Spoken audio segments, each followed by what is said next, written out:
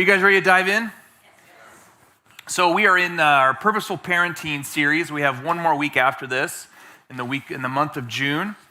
And today we're going to be looking at something that we all love to pray about. It's our favorite thing to pray about, called patience. They tell us that's the most dangerous prayer, is when you pray for patience. But we're really focusing on the idea of changing that picture in our picture frames. That's an analogy I've used over and over again every week, is what's that picture that was passed on to us of parenting that we now image and reflect out into our families, our relationships, people that we influence. So much of who we are is developed through our experiences as children and into adulthood. And our goal of this is to actually stop, assess that picture in the picture frame, and then go, okay, how does this reflect God, or does it reflect the image of God? Does the way that I live my life and the way that I parent reflect the character of God in the life of my children and the life of the community I live in, my influences, things like this? And so it's a part of parents, that we think about, or intentional with how we parent and what we reflect, but it's also, I think, good just for Christians and humans to think about this and reflect and go, what the things I do, the things I say reflect more of God's character, or the things that maybe I was given that need to change the picture in a little bit. And this doesn't just happen, right? We can't just pretend like if I don't do anything, and if I don't think about being intentional with these things, that we're going to see change. Transformation, it happens to us unintentionally by things that happen to us, but it can also be intentional. We can do things, we can focus on things, we can choose to act out things in ways that will change the way the picture is in the picture frame. It takes intentionality along with the Holy Spirit working with us to renew us and transform us. But I never said it was easy, right? This is difficult. This is difficult stuff. Parenting in particular, I think, is one of the most difficult things a person will ever undertake. Pastor Paul David Tripp said this about parenting. He says, parenting is not a life of uninterrupted joy and success. It's often messy and broken. God calls us to love our children and trust Him with the results, even when the journey is hard. And I liked that last part there, where God calls us to love our children and trust Him with the results, even when the journey is hard. And I think within that line, we get an idea of what it looks like to be patient, what it looks like to have an endurance that lasts when it comes to parenting. As much as we would have hoped before we were parents, I don't know about you, but how many of you before you were parents, you said, we're going to do it right.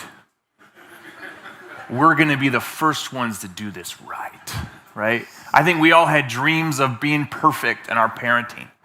And it doesn't take long, maybe that first night with a newborn in the hospital, that you realize this isn't going to work out the way I planned on it working out. We can't be perfect in our parenting. That's unattainable. But I think we can be purposeful. We can be intentional with how we do things, say things, and choose to conduct ourselves. And this week I'm tackling, again, one of the most difficult aspects of parenting, at least in my mind, is one of the things that I struggle with the most. That is being patient within parenting. Patient within parenting. So this is another key characteristic of our God. Patience is another thing that we can think about that God has. Something that's a part of His character, and something that we want to model within our families and relationships. This is something we desire to do, much like what we do when we first become parents. We want to do it right? We want to be the most patient parent that the world has ever seen, right? At least I'm a competitive person, so I'm going to be better than all the other dads, right? I'm going to be the most patient. Didn't work out that way. But 2 Peter says this about patience, about the Lord. He says, the Lord is not slow in keeping His promise, as some understand slowness. Instead, He is patient with you, not wanting anyone to perish, but everyone to come to repentance. And then he says again in the Psalms, along with many other places, he says this, Psalm 103:8, the Lord is compassionate and gracious, slow to anger, abounding in love. I should note, too, that your bulletins are going to be wrong. About 10 o'clock last night, I woke up and I basically rewrote my entire sermon. So if you're trying to follow along in your bulletins, you're not going to, okay? Did I mention patience? I had a little bit of ADHD last night, so it was inspired, I hope, but we'll see. But this idea of Psalm 103:8, the idea that the Lord is compassionate and gracious, slow to anger, abounding in love, I think captures perfectly the character of the God that we are choosing to reflect into our families and our communities and the people around us. And this term slow to anger in Hebrew is actually pretty comical when you think about it. We look at it, we read it, we understand, has a patient connotation to it, but it literally means long of nose. This is why I should be extremely patient, right? Long of nose is the imagery of in the Hebrew mind of what it means to be patient. Slow to anger. To be angry in Hebrew means that you have a hot nose or a hot face. I think this is where we get the idea of a hot head, right? This idea of it burns, our face burns with anger. And you'll read that if you look at the interlinear of Hebrew when you're studying the Old Testament, when it comes to anger, you usually have connotations of hot face or hot nose is the actual literal meaning of anger in the Hebrew mindset. And so to be patient means you have a long burning nose. So slow to anger means your nose it takes a long time for it to burn. And this idea of anger is something we might associate with our modern connotation of impulsivity, right? This idea of reactionary responses that often will lead to negative consequences, right? This idea of being someone who's easily changeable by the circumstances around them, rather one who is, the Proverbs will say, wise in being able to assess and understand the long burning of a nose, or slow to anger is how it's come to us in English. To be patient in the face of anger means that it takes a while to bring about action. And I think this is the key component of the character of patience within our God, is that it takes time before action takes place. Now, when we think about that, as we self-reflect, and we think about what's the opposite of that, we might think of a short fuse. It might be a common term for what we might see. He's got a short fuse. He's easily reactionary to the things that happen around him. Maybe impulsivity. We're impulsive in how we act to things when something happens to us. We're quick to make action. To be patient in a way that reflects the character of God is that we are slow to action, slow to anger, patient in love. Now, again, if you've been around here for a little bit, you understand love, the way that we define love in real life is a little different than the way the world defines love. Love to us is a commitment to choosing to act on the behalf of another person. This is what the Bible means by love. You know, a lot of times we get the mushy, romantic feeling love, and it kind of convolutes the biblical idea of love. Love is choosing to give yourself up for the sake of another person. This is the demonstration of love that we read about in Jesus. So as we are demonstrating this act of love, and the motivation behind being patient is love, how does that live out in the ability of being slow to anger, patient with a burning nose, rather than reactionary and impulsive in the way we treat people, and especially within our families? All of this leads to something of a greater purpose. There's always a reason behind the waiting, a reason behind the slow to anger. It never just ends there. It's going to a greater purpose. Now, as we look at anger in parenting, I think any parent will be able to relate to this. If anger is imaged as someone burning with anger, as a parent, there are just certain days where it's tough to keep your cool. You guys ever been with me there? Maybe you're sleep deprived. You know, sleep deprivation is one where I just lose it, right? Or it's just one of those days. You know, there's days where you just really struggle to be patient, to be slow in anger when it comes to the craziness of families. Especially I think my context is all young kids, so I'm really just going to share with you my perspective of 7 and under, right, which has its days where it's really difficult to be patient and to keep my cool. It seems like our kids sometimes know exactly which buttons to push, right? So one mom, absolutely. You know, my oldest, there's times where I'm like, he does it on purpose, I swear. Like, we know we're like, okay, we need to help mom, and he knows exactly how to push her buttons to really tip her over the edge. And I go, dude, what are you doing? We're all going to get this now, you know? It's like, stop. And he kind of smiles at his face, like, I'm happy to do this. I'm like, stop. Our kids just really know how to push the buttons in our lives, how to really tip us over the edge when we're really trying. I can remember even sitting there, and I would have, like, I'd be sitting there, I'd be listening to scripture, and I was doing this holy, righteous thing. And there's a kid poking me in the face, and it's just like, God help me, right? There's just those days. My personal pet peeve, again, as a parent, is just how slow sometimes my kids are. Now, I'm here up complaining about my kids all the time, but to me, it's just, I call them professional procrastinators. Like, they're so good at it, especially bedtime. You guys with me? Brush your teeth. How many times do you have to tell them to brush their teeth? 4 or 5 times? You know, they'll hurry to the candy jar, but when it comes to brush your teeth going to bed, it's an ordeal. You know, it's tough. Parenting is difficult. I have the hardest time in those moments with patience. The hardest time in those moments with patience. But here's the question. How do we parent in a way that reflects the patience of our God? How do we parent in a way that reflects this slow to anger, this loving, compassionate, patient God who we serve, reflected out in the life of our kids and our families? Well, and this is what makes it difficult. It starts with everyone's favorite thing, waiting. Everyone loves to wait, right? We are a society that loves waiting. Absolutely not. It's probably the opposite. We love high pace. We love get things done. We love productivity. We love making sure time is useful. And so waiting for us is a very difficult thing to do, I think, just naturally. But our God is very, very good at waiting.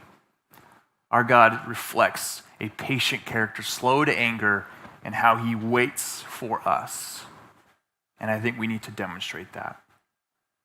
So my key text today that we're going to read, if you notice, we've done kind of a mother-father switch. So today we're going to look at a mother metaphor again for how God describes himself.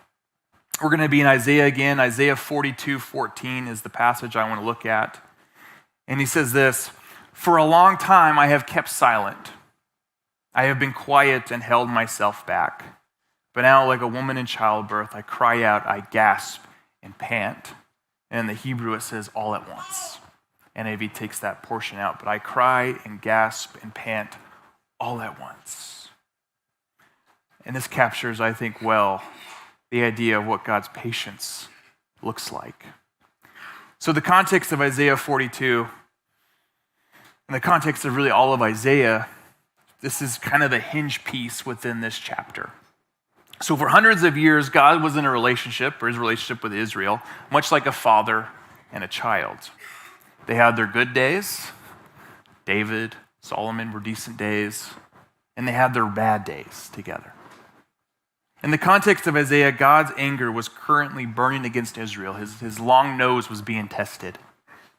Right? That slow to anger was starting to come to a place where God was sending these prophets into Israel to say, hey, stop what you're doing. Warning lights were going off. Hey, I'm going to turn you over to the things that you're doing unless you come back to me. For hundreds of years, there was this cycle. And we're coming to a point where he's going to release Israel to the consequences of their decisions. They'd aligned themselves with other lowercase g gods of other nations. They chose, hey, these other gods we want to worship and serve, the gods of Babylon, the gods of Phoenicia, the gods of Baal, all of these different nations and gods. They ignored his instructions and were oppressing others, bringing corruption and behavior that aligned to more of what these other gods desired than what his expectations were of his people. So in biblical terms, and what you'll see in things like Romans and other places in the Old Testament, he was going to hand them over to their consequences of what it looks like of worshiping other gods by handing them over to the other nations. He says, hey, you want to worship and put your allegiance to these other gods of these other nations? I'm going to let those other nations come in and actually rule over you as consequence to them doing this. He says in the process, they'll be bringing about their own destruction.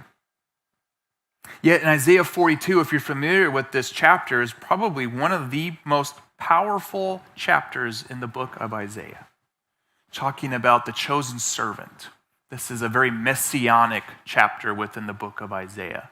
Jesus is just saturated within this chapter long before he ever comes onto the scene in the flesh.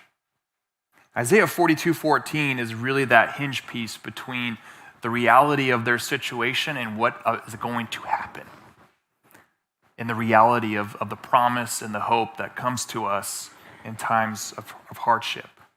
Because God's patience isn't about doing nothing. And this is the important thing about patience that we need to understand. God's patience isn't just doing nothing.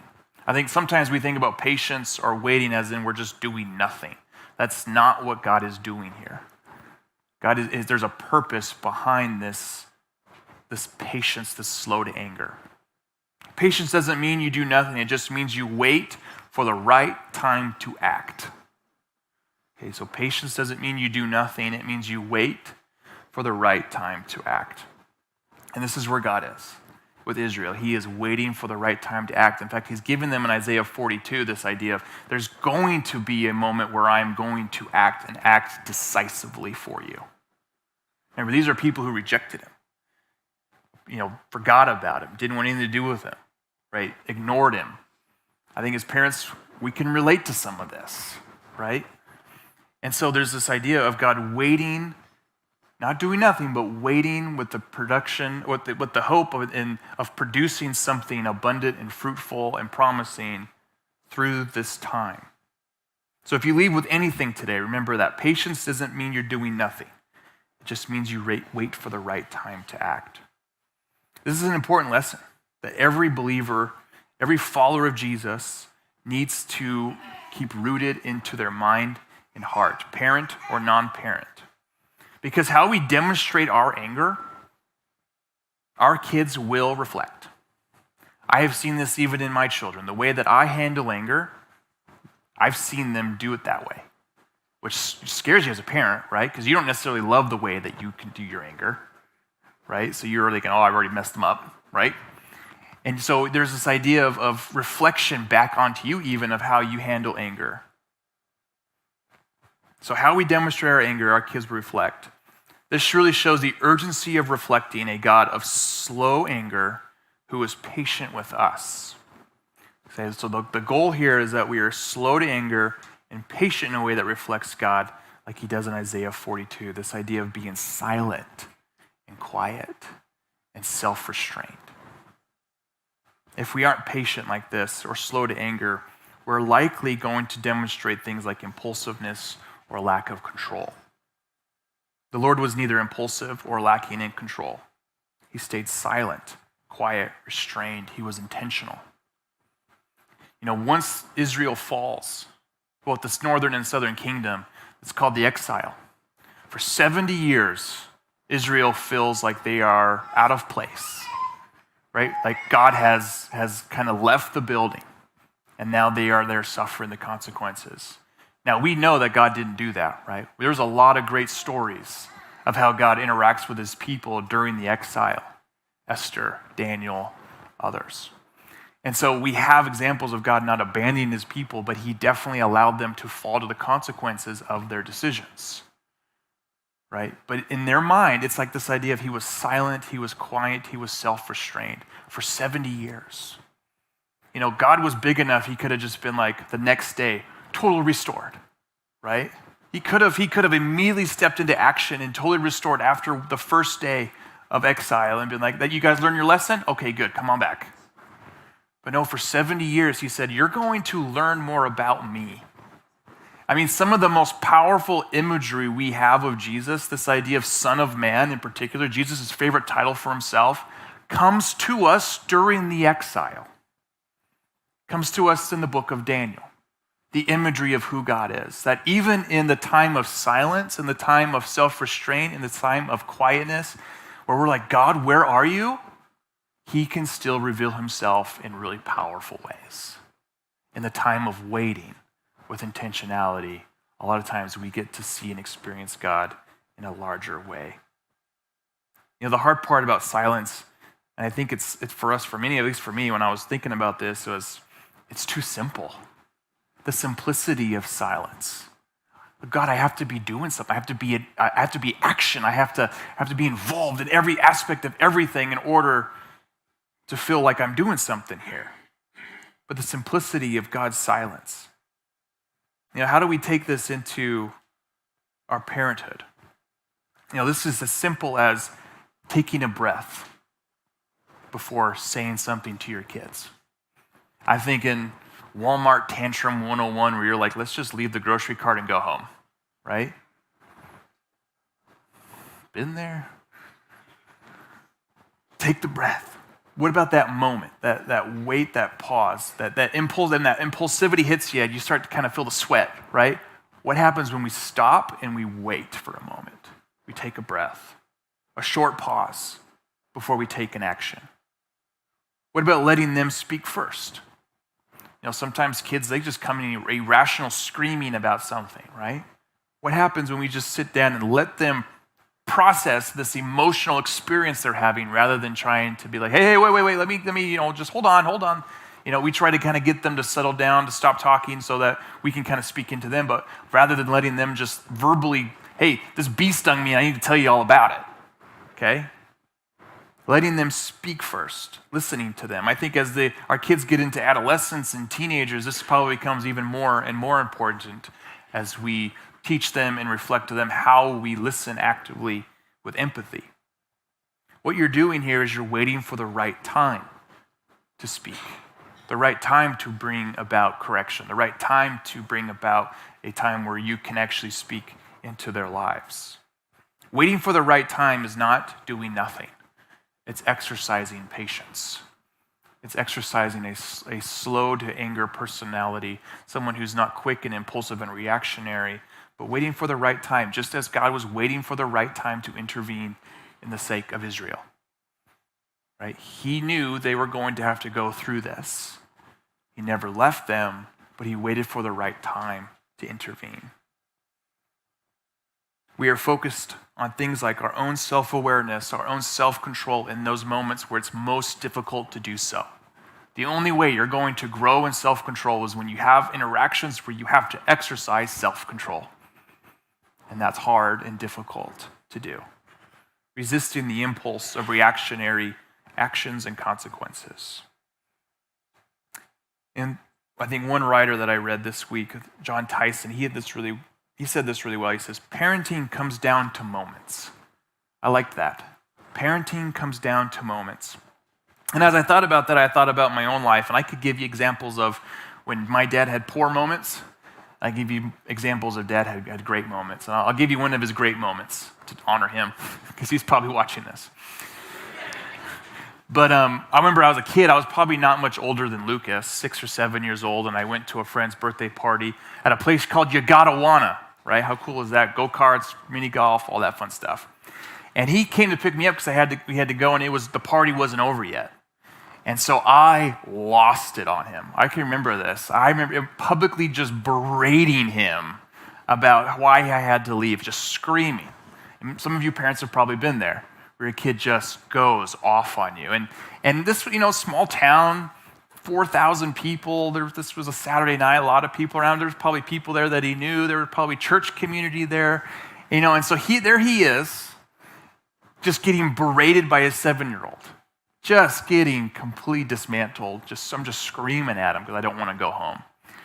And the thing that I remember the most, I don't remember what I said, thank God, right? I don't remember what I said to him, but I do remember how cool he was, how composed he was in that moment, how he never matched the tone of my screaming or yelling.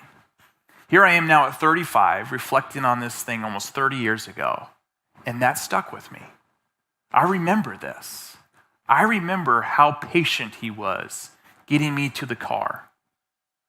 I remember that moment, and I'll remember that every time as a parent I think about that moment a lot, is especially when my kid is just publicly dismantling me in that moment, is remember when my dad had that really calm, soothing, secure, confident presence that when I had lost it, he was someone that was like a firm foundation, a secure position that I could then have and hold.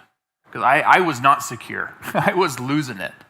And here my dad was, in one of the best moments I can think of, bringing me in, holding me closer. When he got to the car, he talked rationally with me, he talked quietly with me, he talked gently with me, and I calmed down. And now I just feel bad about it, right? As an adult man, you're like, boy, that was terrible, the thing I did. But it taught me so much about security, and it taught me so much about how to learn and exercise self-control that I didn't have to just react to all of my emotions. I didn't have to just let somebody have all the garbage and everything that's going on inside of me in a way that was volatile, that I could be secure, that I could be in self-control. My dad wasn't doing nothing in that moment. He was waiting with intentionality and purpose to speak with me, demonstrating how to be patient with me. Something I think about now as a father of 3 little kids. That moment made an impact in my life. Because if he would have matched my tone and started yelling at me and went completely off on me, I think that moment would have been very different in my mind.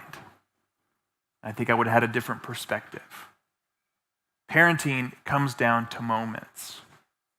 How we parent, the things we choose to be, how we exercise patience, how we exercise this idea of slow to anger makes a difference, even 30 years later in a kid's life. And this is how God's character is revealed. We serve a God who sometimes doesn't feel very close to us, does he?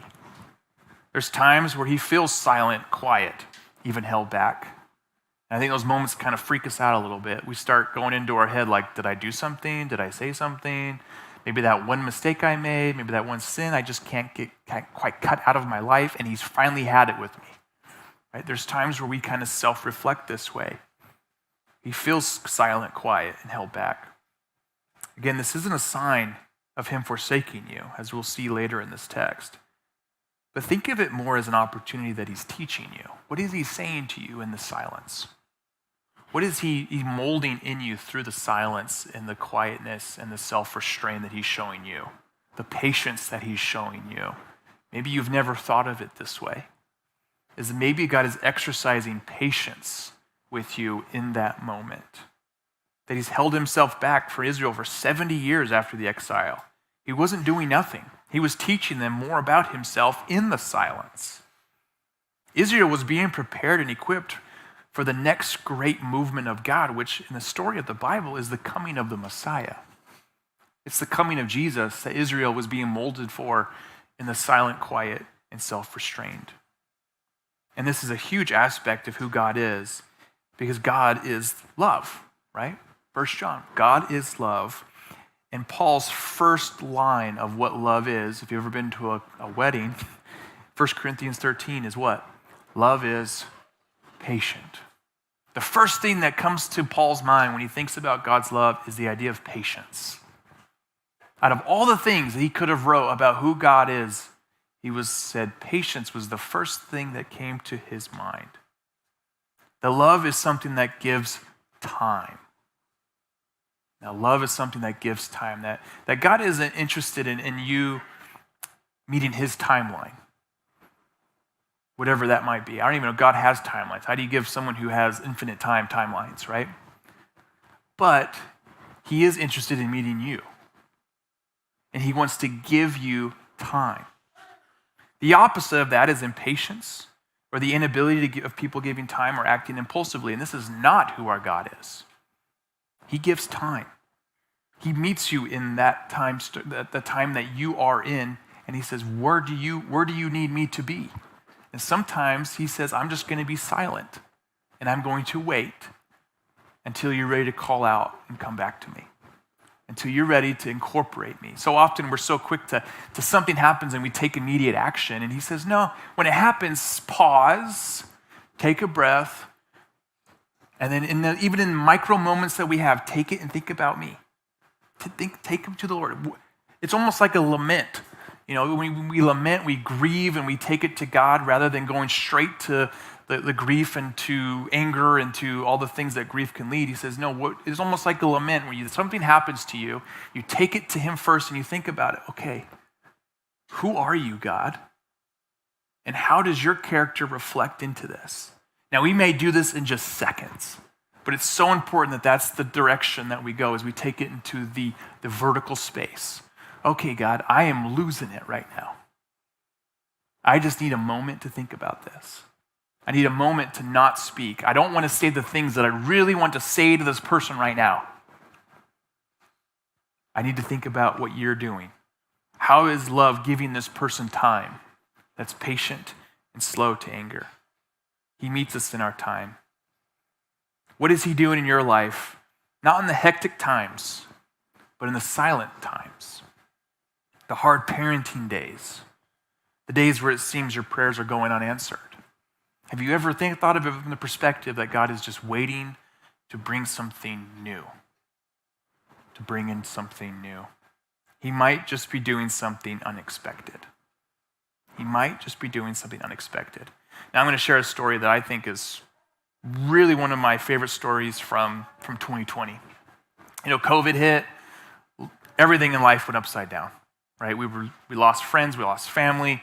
It was a horrible time, and I think a lot of us were going, God, where are you? You are silent. It almost like he was quiet and gone off somewhere. We're like, where were you? I remember in church ministry, that was like the hardest time to ever be a pastor. Like, you were wrong if you did something, you were wrong if you did something right. I mean, there was no right answer for anybody. We were all just flying by the seat of our pants, right? And I can remember being at home, and it was hard because I love being with broken people. That's just a draw to me.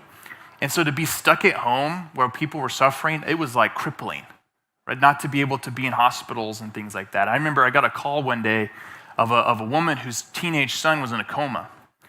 And probably, 16, 17 years old. And I was just like, boy, it just killed me not being able to be with that family as they went through this. And it was one of those things, like, I've prayed for people, I don't know how many times, and nothing happens. Who's with me? You pray 100 times, you might never see anything happen. You're like, it seems so easy in Acts, right? And you pray for people and nothing happens. Well, I remember I was in my living room, or I was actually in my kids' playroom, and I got this call, and I honestly, I was thinking, like, I was in that one of those moments where you're like, is it really going to be worth it? Like, is this, like, I've done this so many times. I'm not even there in person. I think I was just like pacing around my kids' toy room, just kind of like, I don't even know why we even do this prayer anymore. Like, that's where I was at this point in 2020, right? And I remember I prayed for this kid who was in a coma with her mom. And I hung up, and I think I just was like more excited to go watch my TV show at the moment, right? Like, I'm just, at this point in 2020, I was kind of just like over it. And I went and sat down on the couch, and then I get another call within, I don't know, it's probably 10 seconds of saying this prayer. And I get it, and it's her mom, and she is just bawling. And I'm like, oh no, he died, right? I'm thinking, I prayed and the kid died, right? Because again, I was not in a great place. And no, she says, he just woke up. And it was one of those things like, you just get like the hairs on your arm just stand up, right? You're just like, am I Elijah? You're like, it's one of those moments. And it's one of those things where you're like, boy, like, you seem so silent and so quiet and so restrained for so long. And then all of a sudden it's just like, pow. There I am. Pow, in a moment, things change. And in that moment, I think that in that moment in 2020, everything changed for me. I think that was like a pivot and a hinge for me in the year. I was like, okay, we can do this. We can do this. God is with us. And this leads into the second part. He says, but now like a woman in childbirth, I cry out, I gasp and pant. This is a fantastic metaphor for God's timing in our lives. He says, yeah, I seem quiet, I seem silent. I know you don't think I'm there because I'm waiting, but in the moment, I'm going to come with powerful expression of new life. In a burst, like the imagery of a woman giving labor, pow, new life, new promise, new beginnings. In his patience, he brings about an intensity of newness, new creation, restoration, redemption, and promise into the lives of his people. And this is what Isaiah 42 is capturing here in this moment of great passion and visual. I mean, if you've been in childbirth, you can imagine the visual of this, just new birth coming into the world. He's like, I was in silence, but now I am bringing about new promises. Even coming here, you guys were an answer to God bringing about new life into my life. I went through 10 years of church planting in Utah. It's really hard. If God calls you to do it, great. If not, don't do it. Okay? You're beating pavement all day. It's exceptionally hard. After 10 years, I was exhausted. I was dealing with unhealthy church leaders. I was dealing with divided churches. I was like, we Christians, we can't get along, and it's not helping church plants, right? It was hard. And I thought, God, maybe it's time to go do something different. I gave you a good decade of my life. Maybe it's time to go do something different. And that's when you guys entered into my life. God just plopped you right on my doorstep. And being here for the last year has brought about a new life and restoration, redemption, even in my life. It's like the idea of newness, again, being sought through in Isaiah 42. And I'll end with this here. And this might be the hardest part of parenting, is trusting the Lord to breathe these things into our children in his own time rather than our own. Do we have this idea of trusting the Lord in a way where we believe that he can bring in the new things that he is being patient and holding in our children's lives? That, we're going to make mistakes, we're going to have faults, we're going to really botch this pretty good sometimes. We kind of are our own worst enemy when it comes to parenting. But the things that we choose to do, the things we choose to be purposeful in how we are patient and intentional with our kids, do we trust the Lord to say, I know he's going to use those moments still. Just like he used that moment with my dad, that he is going to birth and bring about new life, restoration, redemption in those moments that we feel like we failed in. I'll leave you with this. This is Isaiah 42, just a few verses down. He says this, I will lead the blind by ways they have not known. Along unfamiliar paths I will guide them. I will turn the darkness into light before them and make the rough places smooth. These are the things I will do. I will not forsake them. I know parenting is hard. I know being in a relationship is hard. I'm with you. I know that all of us want to take back some of those moments we regret as parents. We want to change the picture that we have even portrayed to our kids and that we have been given. But as I lead you with this, remember those words, the last lines in Isaiah 42:16, that he will be there, that he will not forsake you, that he will make the rough edges smooth, that he will give blind the discernment they need to guide. And sometimes it sure feels that way as parents, that we're just blindly going through life trying to figure things out. But there is a promise and a hope that's birthed out in the character of God when he is patient, when he is slow to anger, that says just wait on him, trust in the timing that he is going to offer you, and then watch as he steps in and follows through on his actions. Trust him with this. Believe in him in this. Surrender your kids over to this, to him, and say, I'm going to say things and do things that are wrong, and have that conversation with them. Bedtime is a fantastic time, especially if you have young kids, to say, hey, I'm sorry for the things that I said today. I'm sorry for those things that I did today, but I want to do better. I want to help you. I want to show you who God is. And let them process that. Let them think about that. That's one of my favorite conversations with Lucas, because he's my biggest procrastinator, and so I'm most impatient with him a lot of times, is being able to talk to him and just say, hey buddy, I'm really sorry I said this, or I did this, or I made you feel this way. But God loves you, and he loves you, and I want to reflect him into your life, buddy. Know that he will not forsake our children as we point them to him.